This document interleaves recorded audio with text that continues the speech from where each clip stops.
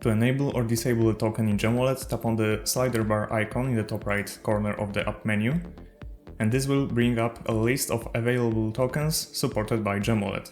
And to enable or disable a token, simply tap the toggle switch next to the token's name.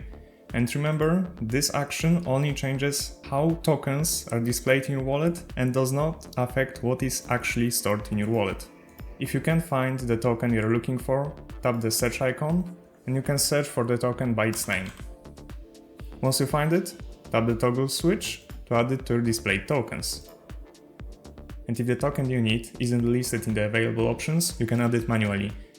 To do this, tap the plus icon in the top right corner.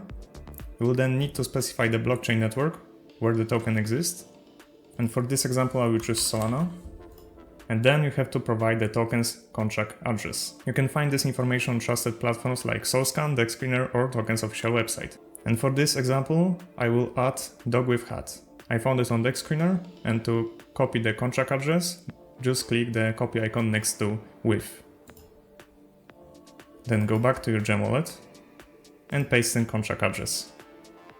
Once you enter contract address, you can double check the name, the symbol, and the number of decimals. And if everything is okay, click Add Custom Token. And now you can find with at the bottom of the list. And if you want, you can also pin tokens to the top of the list. To do that, hold on the token you want to pin and select Pin.